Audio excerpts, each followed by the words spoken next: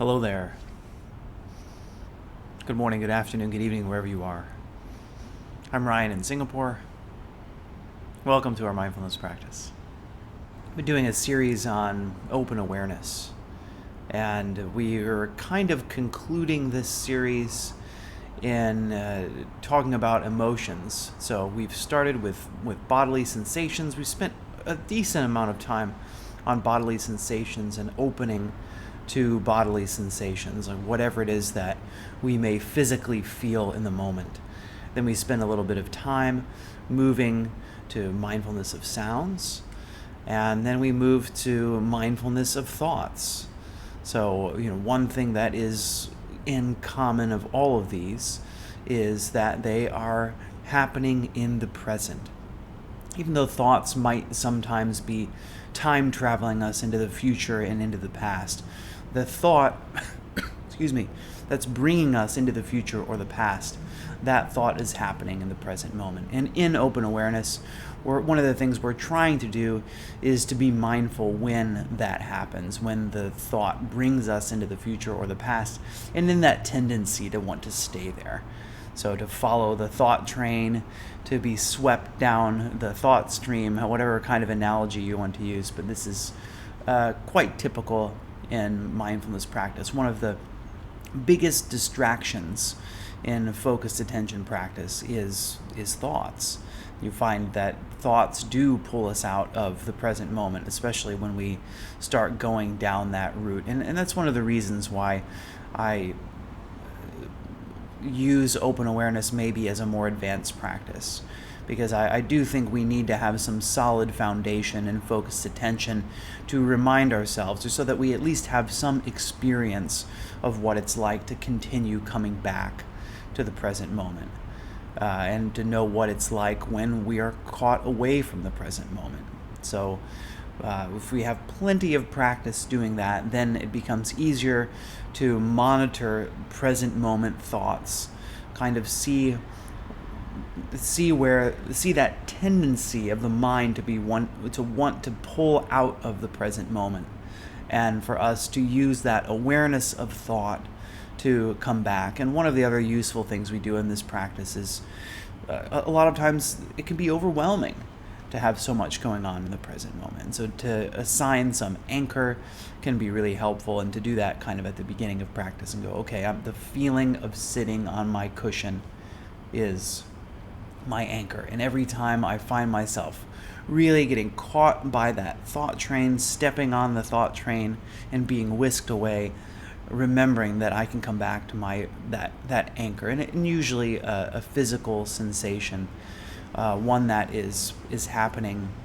prominently, can work really well as an anchor. I mean, one of the problems with using sounds is that sounds are always changing, right? Not that physical sensations aren't always changing, they are, but there might be more predictability in that sensation being there. For example, if I'm sitting, I can always count on there being something in contact with my buttocks. So that's kind of where we are. Today, we're going to begin moving into the realm of emotions. And I think one of the things that is interesting about, or that I want to bring your attention to on emotions, is that especially as we start to explore this open awareness and including emotions, to see this little triangle, the triangle of physical sensations, thoughts, and emotions. And what's so special about this triangle is that you'll discover as you meditate more that these three things, especially bodily sensations, right? Not so much maybe sounds or smells or tastes or sights. You'll find that bodily sensations are linked to thoughts and are linked to emotions. And thoughts and emotions are linked to the body, and thoughts are linked, and the body and emotions are linked. And the more we practice this, and especially in open awareness, can become, because the fact that we have our minds open to whatever thoughts might be coming in, whatever emotions might be coming in. It may becomes a little bit easier to see these linkages. And as we discover these linkages, we learn more about ourselves. So an example could be we're sitting in meditation, and the next lesson, by the way, on Thursday is on stillness. So we're sitting in meditation in stillness, right? And my right knee starts to feel uncomfortable. And so that this is maybe there's a thought that I feel my right knee. It's really uncomfortable, and there might be some emotion around it, and the emotion being like I wish this would go away, kind of emotion. The bracing against it, the feeling of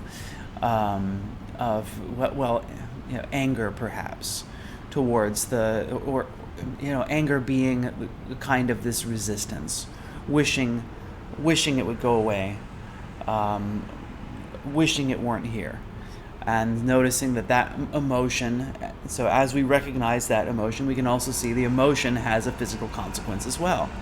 And so then these things can continue going around in circles. So physical sensation creates emotion, creates thought, creates emotion, which creates more physical sensations, and then you can see as this goes around. Maybe another example as well, you can start in any of these three.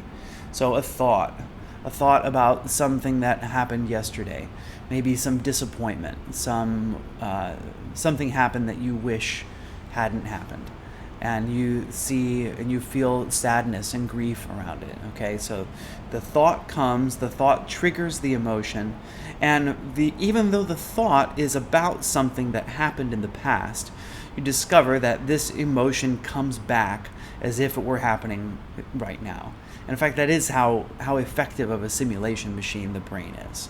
So we've got the idea here creates an emotion, and then the emotion of sadness creates the physical sensation that comes along with it. And so the more we'll see as we explore what that physical sensation is like. So what is the sensation of sadness for you? Or the emotion can be the first thing, right? I mean, does it ever happen that you feel emotions without any explanation behind them?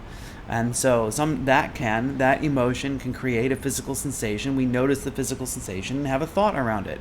Oh, why am I feeling sad right now? Why am I feeling this way? And so you can see that this kind of triangle continues to go around. And one of the interesting things, one of the useful things when it comes to self-knowledge is seeing how this works and seeing what physical sensation accompanies what emotion and what thoughts tend to have, what kind of effect this thought has on my emotion, on my physical state. And by the way, the effect on the physical state isn't just sensations, but it's a real physical consequence. If you're constantly angry, anger is something that puts us in our fight or flight response. It brings up stress, and stress has a physical consequence on the body, makes us less healthier, and that's a topic for another day. How does stress affect our health? So these are all real effects, and you can, through your mindfulness practice, become more aware of them. Awareness is, John Kabat-Zinn talks about it like touching a soap bubble. That awareness of that thought, awareness of that physical sensation creates some space in it. It gives us more of this objective view kind of relationship to it, and it makes us feel less attached to it. The more you do mindfulness practice, the more you realize that my thoughts are not me, my emotions are not me, and my thoughts are not true. Sometimes my thoughts are true, but a lot of times they're not. I'm going to fail at the job interview tomorrow. I'm no good at this. All right. Oftentimes these thoughts come into our minds, and we believe them enough that we cause those thoughts to become true. And the more we become aware of the thoughts, the emotions that surround the thoughts, the physical sensations that are caused by the emotions, the more control we have over ourselves and our states of mind, and how we relate to the external consequences of the external situations that we discover in our worlds and around us. So let's get into our practice first.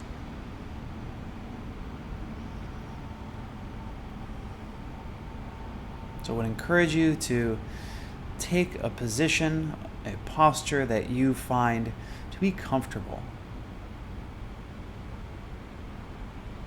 but one that is also supportive of alertness, one that we can be fully awake, fully aware of what's happening, yet also be relaxed. This really is the key to our meditation posture, and one of the reasons why I do encourage you to bring your back away from your backrest, using the muscles in the abdomen, in the lower back, to keep the spine straight. It helps to aid in alertness.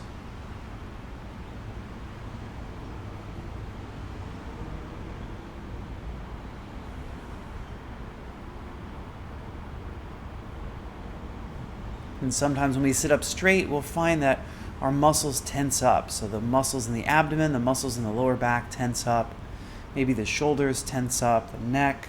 We might even find tension in our face as our brow furrows. Think, okay, here we are. I'm going to meditate now. I'm going to get the best out of this meditation. Really focus hard. See if you can relax.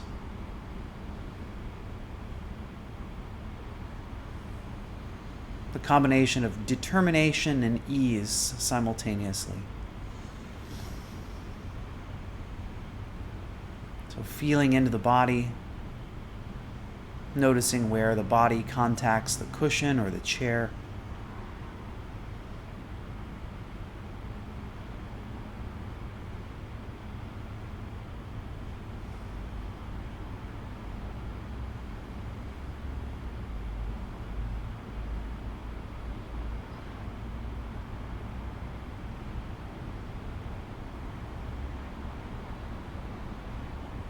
Noticing that you're breathing.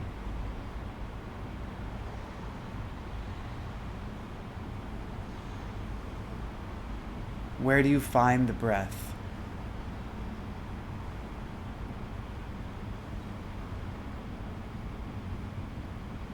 Can you feel the body moving with the breath?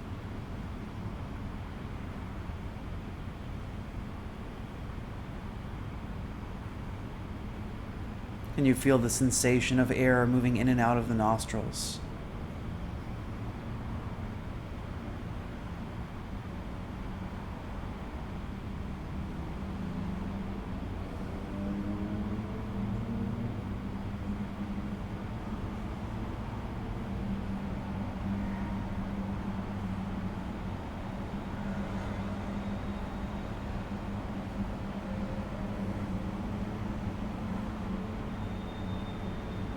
Can you begin to open your awareness to your body as a whole?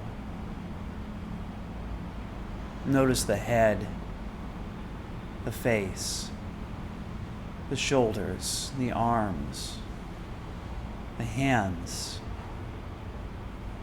the back body, the chest and abdomen. Just noticing everything for how it is, not trying to change anything. Noticing the pelvis, the legs, the feet. So here I am, here is my body in this moment. So even opening awareness to the body as a whole can sometimes feel very big, very overwhelming even.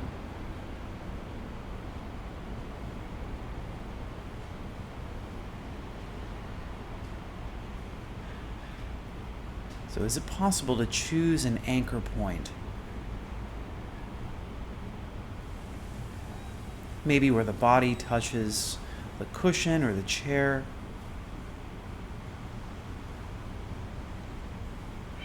Maybe an anchor point of the breath.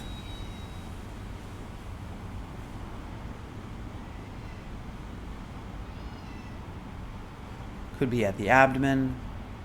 Sometimes like to use the place 2 finger spaces above the navel.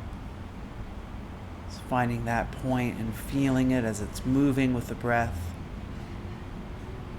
So as we maybe feel lost sometimes, knowing that we can always return to our anchor.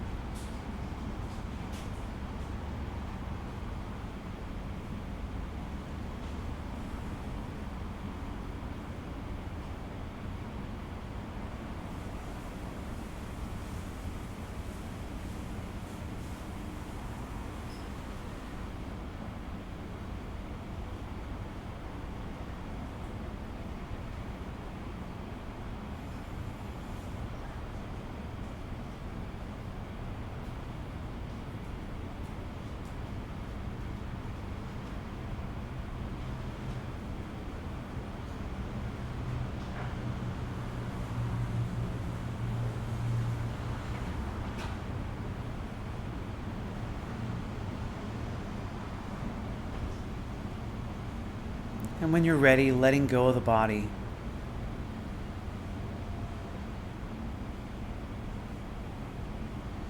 Turning the attention towards the mind.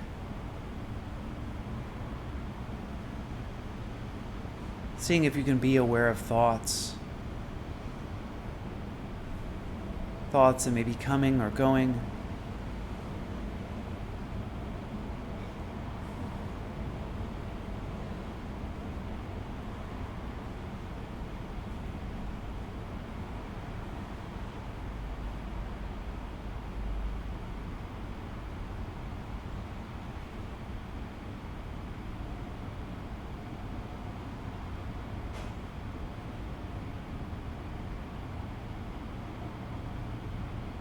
And today I'm going to invite you to bring into mind something recently that happened that made you smile.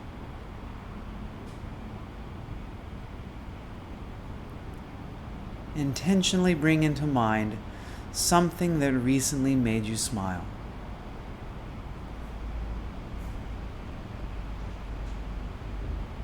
And now, as you recall that memory, can you feel the emotion that comes along with it? Can you feel the bodily sensations? Can you describe where you feel those sensations? Can you put into words, perhaps, some of the details of what you feel?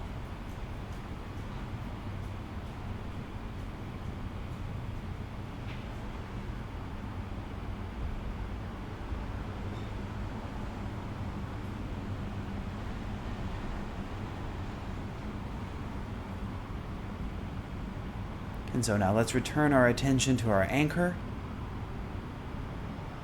Take a deep breath in. And slowly release that breath. Coming back to center.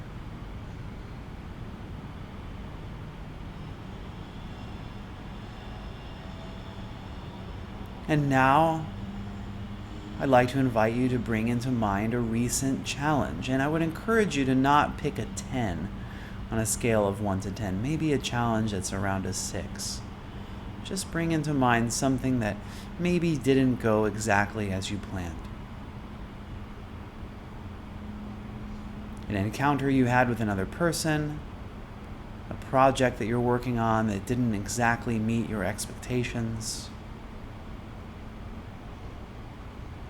Remembering that moment. The moment when you discovered that this isn't going as I hoped it would.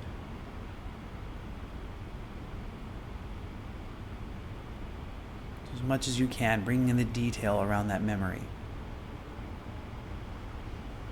where you were, who you were with, the temperature, the time of day.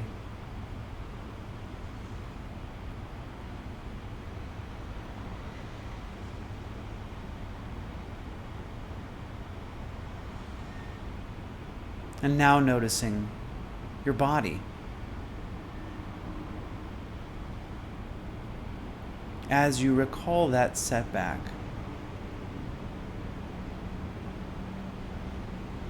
what sensations do you feel? Where is the location of those sensations? Can you describe it? Could you put it into words?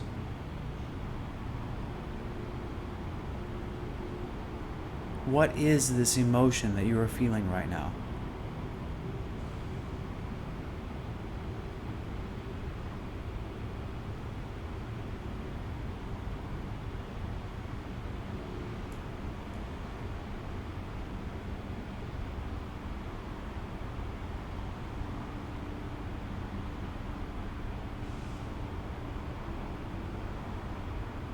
And now, taking a deep breath in as we begin to return our attention to our anchor point,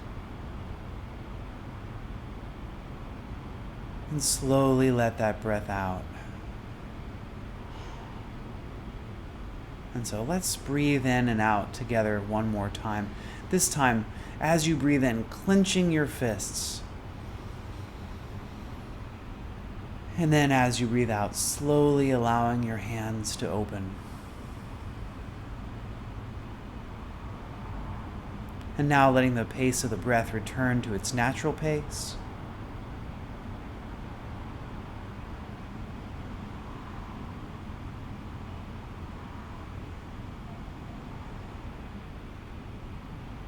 Focusing on the body, the feelings in the body.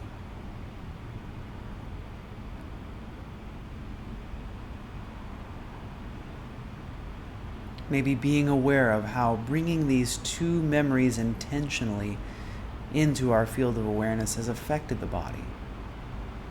How do you feel now? Is it different from how you felt a few moments ago? Maybe you can notice moment by moment, breath by breath,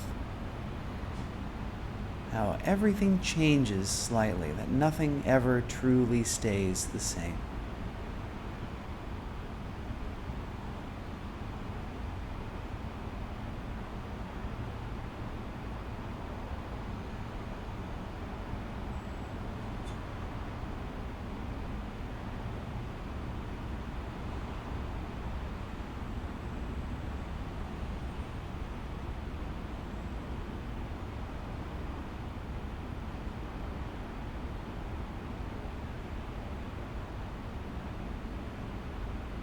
And now let's bring the attention back to the anchor point,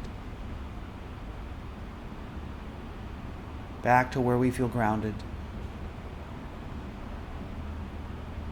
Concentrate attention there for a few more moments.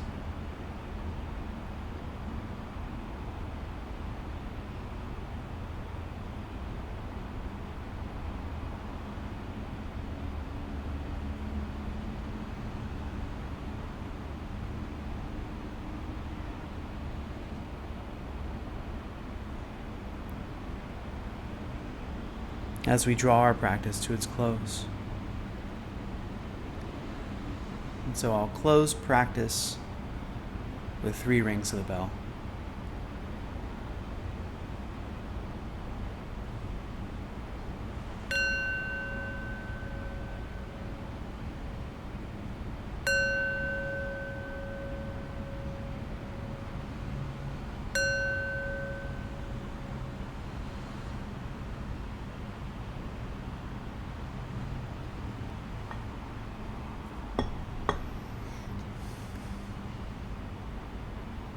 Thanks, everyone.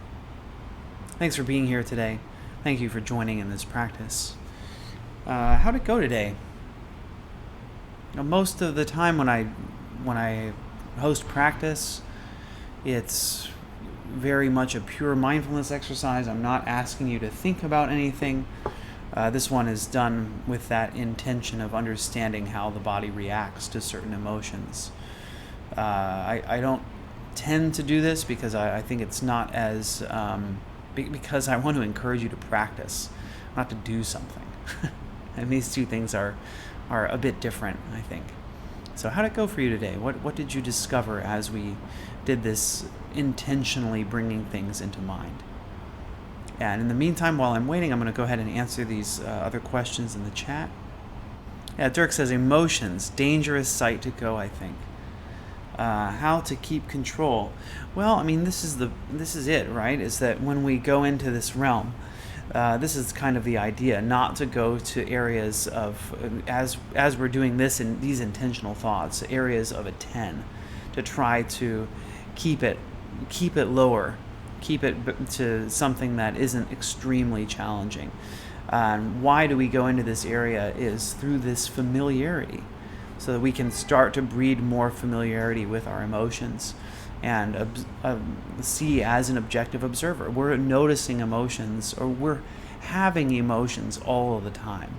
And the real question is, can we start to be aware of those emotions? And can we start to interpret what those emotions are? Because there really is a lot of information that we have in those emotions, and emotions are valuable. I think this kind of flows into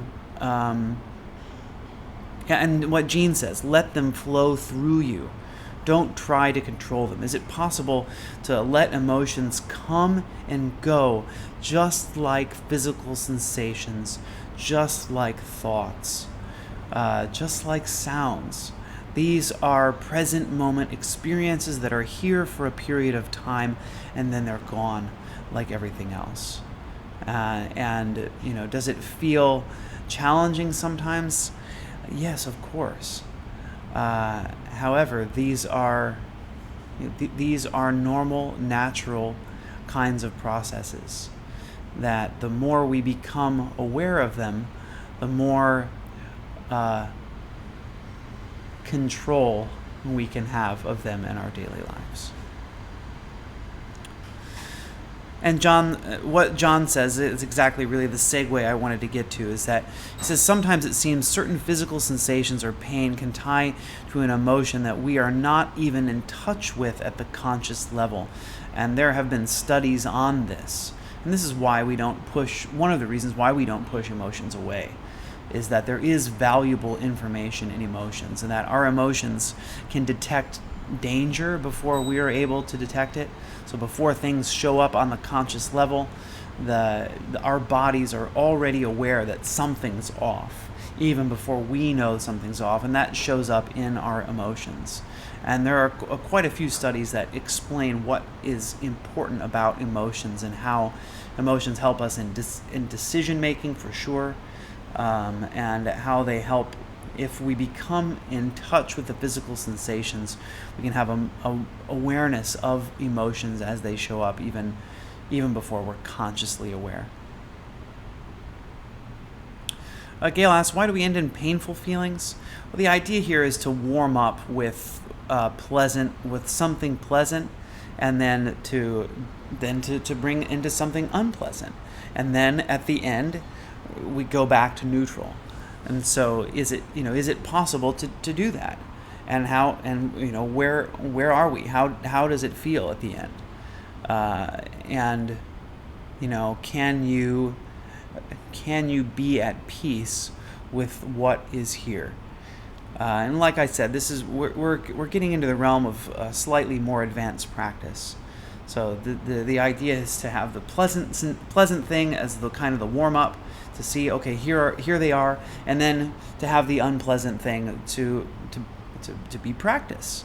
And that's what we're here for. We're here to practice examining difficult emotions, so that here we're in this safe space on our cushions, on our chairs, wherever we are, and we can use this time to practice, so that when we're out in reality, we're out in our daily lives, and we come across these unpleasant emotions, that we don't end up, and again, of course, this takes practice, we don't end up in a place of panic, because, hey, this isn't new. This is something I've already practiced. This is something I'm already familiar with. Jean says, as a bipolar person, this was not a pleasant experience. The swinging from high to low is activating. When asked to go into the unpleasant, I went straight to 20 years before you prompted a 6. Hard to pull back to a 6. Thanks, Jean, for sharing. And again, this is good feedback. And then this is another reason why I don't I do this maybe once every 6 months, because I know it can be really challenging. So thank you for sharing. Sybil shares, going from a light, happy feeling to a challenging feeling left me actually feeling disappointed with myself. Thanks, Sybil, for sharing. I went from warm and good to feeling scared. Thank you, Dirk, for sharing. Sybil shares, being aware gives you the chance of how to respond and behave. And Gail says, still fighting, not wanting to feel the pain. And I think that this is, again, about practice. And this really is one of the key aspects to mindfulness practice. And I think it's really excellent to bring up. Mindfulness was originally, MBSR, mindfulness-based stress reduction, was originally created as a method of pain management, and that means physical pain. And one of the keys to MBSR's success is this being aware of what is happening non-judgmentally. So is it possible for us to see pain, physical pain or emotional pain, just as anything else, and to not fight it, to not say, I wish this weren't here, I want this to go away? Because as we fight it, as we push it away, the stronger we push on it, the more that it's here. That it's this welcoming, this acceptance, this knowing that this is here, this present moment sensation, whether it's pleasant or unpleasant, it's here now. And rolling out the welcome mat, rolling out the red carpet for it, is a way for us to change our relationship to our physical pain, change our relationship to the emotional difficulties that we have as well. And again, it takes practice. So it's another reason why again, I don't do this one very often, because this is a more advanced practice, and can be a lot harder if you've never practiced or meditated before. Okay. All right. Thank you, everybody, again, for being here. Thank you for engaging in this practice, even if it was challenging. If you're still feeling difficulty now, I would encourage you to keep meditating on your anchor, and to be focused on this present moment, and watch what comes. Watch what comes and goes. So to go back, if you need a track to meditate to, the track I have is the 10 minutes of mindfulness track, can be really helpful in coming back to present moment, and being aware of what happens as the mind wants to move to different places. Okay. So let us, another thing that we can do to kind of ease, especially when we may be feeling challenged or challenging, is to do a little bit of loving kindness. So let us in with some well wishes to ourselves and to others.